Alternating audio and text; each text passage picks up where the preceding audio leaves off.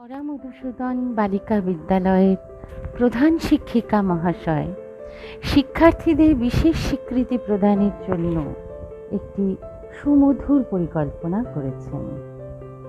বিদ্যালয়ে সারা বছর ধরে যে শিক্ষার্থী সব দিদিদের এবং অন্যান্য শিক্ষার্থীদের কাছে নিজের পরিচয় সঠিকভাবে নিদর্শন হিসাবে রাখতে পারবে তাকে বিশেষ রূপে পুরস্কৃত করা হবে।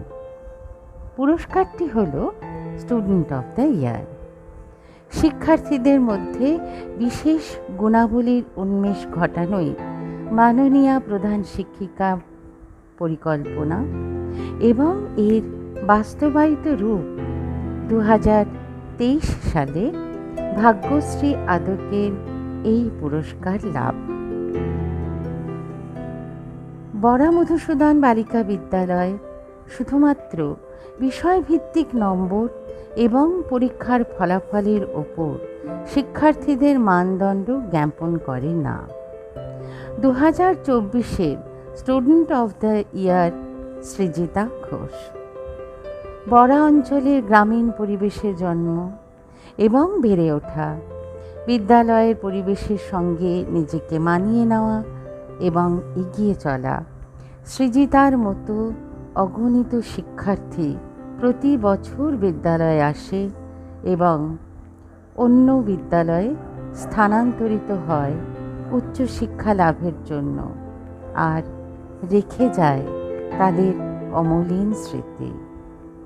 শিক্ষার্থীদের মধ্যে সার্বিক বিকাশ ঘটানোই মাননীয়া প্রধান শিক্ষিকার পরিকল্পনা এবং তার ফলস্বরূপ 2024 সালে বার্ষিক অনুষ্ঠানের মঞ্চে সৃজিতাকে পুরস্কার প্রদান। এই ধারাবাহিকতা আগামী শিক্ষার্থীদের উৎসাহিত করবে নিজের গুণাবলীকে বিকশিত করার জন্য। মাননীয়া বর্দিকে অসংখ্য ধন্যবাদ এই রকম একটি বিশেষ ভাবনা এবং তাকে রূপদানের জন্য। এবার আমরা সরাসরি চলে যাব সৃজিতার কাছে এবং শুনে নেব তার অভিজ্ঞতার কথা বরা মধুসূদন বালিকা বিদ্যালয়ের পরিবার এবং পরিবেশ সম্পর্কে।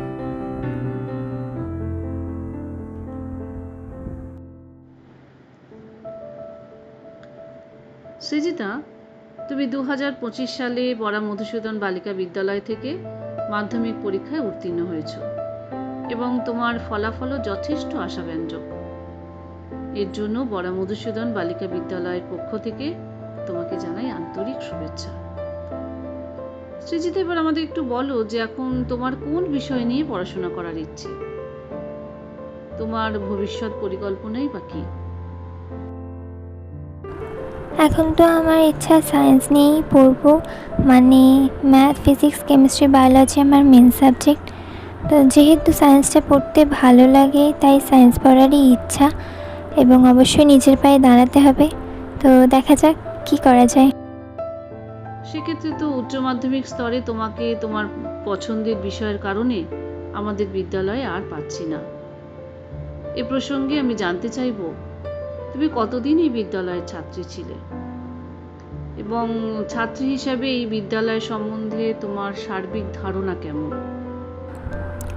এতগুলো দিন, এতটা সময় এই বিদ্যালয়ে কাটিয়ে এই বিদ্যালয় কখন যেন আমার কাছে দ্বিতীয় পরিবার হয়ে উঠেছে, এবং এই বিদ্যালয়ের সুন্দর পরিকাঠামো, পরিচ্ছন্ন পরিবেশ, সবুজ মাঠ আমার কাছে খুব আপন, খুব নিজের। এবং স্কুলের বিভিন্ন সাংস্কৃতিক অনুষ্ঠান, নানান প্রতিযোগিতা, বিভিন্ন শিক্ষামূলক ভ্রমণ সকলের মধ্যে আমার কাছেও খুব আকর্ষণীয় ছিল।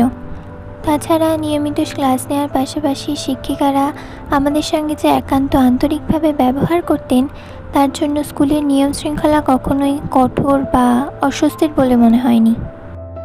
এই বিদ্যালয়ে তোমার বিশেষ কোনো স্মরণীয় মুহূর্তের কথা তুমি উল্লেখ করতে চাইবে? বিদ্যালয়ের স্মরণীয় মুহূর্ত বলতে আমার কাছে অনেক ঘটনাই স্মরণীয়, যেমন স্কুলের প্রথম দিন, এক্সকারশন, তারপর এমন অনেক বিশেষ দিনে আমাকে হঠাৎ করে ডাকা হয়েছে সেই বিশেষ দিন নিয়ে কিছু বলবার জন্য। তখন আগে থাকতে কাউকে ঠিক করে রাখা হয়নি। সেই মুহূর্তে দাঁড়িয়ে আমাকে ডেকে জিনিসটা কিভাবে বলতে হবে বুঝিয়ে দেওয়া এবং শিক্ষিকাদের যে আমার উপর ভরসা আছে এটাই আমার কাছে অনেক ছিল। তবে সবচেয়ে বেশি যেটা স্মরণীয় সেটা হচ্ছে আমাদের স্কুল থেকে প্রত্যেক বছরই পার্টিসিপেট করা হয় ভিডিওতে, রোল প্লেতে, এবং 2023 সালে আমরা ছিলাম সেই পার্টিসিপেন্ট, 5 জন ছিলাম গ্রুপে। এবং আমরা অনেক দিন ধরে প্র্যাকটিস করার পর যখন ওখানে যাই কিন্তু সেখানে গিয়ে ফার্স্ট সেকেন্ড বা থার্ড কিছু হতে পারি না, তখন আমরা অনেক ভেঙে পড়েছিলাম এবং আমরা ভেবেছিলাম যে আমরা স্কুলের মান রাখতে পারিনি। তো আমাদের হেডমিস এবং যিনি আমাদের শিখিয়েছিলেন, যিনি নাটকটা পুরোটা লিখেছিলেন কষ্ট করে, তাপসী ম্যাম আমাদেরকে প্রচণ্ড পরিমাণে সান্ত্বনা দেয় যে এরকম ভেঙে পড়তে নেই, এবং আমরা ভেবেছিলাম আমরা স্কুলের মান রাখতে পারিনি, তো এতটাই কষ্ট পেয়েছিলাম, কিন্তু ওনারা আমাদের সত্যি অনেক সান্ত্বনা দিয়েছিলেন সেদিন। আর আরও একটা দিনের ঘটনা আমি কোনোদিনও চাইলেও ভুলতে পারবো না, সেটা হচ্ছে আমি যেদিন স্টুডেন্ট অফ দ্য ইয়ার সম্মানটা পাই, মানে বার্ষিক অনুষ্ঠানের দিন, তো সেই দিনের পরের দিন ছিল আমার মায়ের জন্মদিন।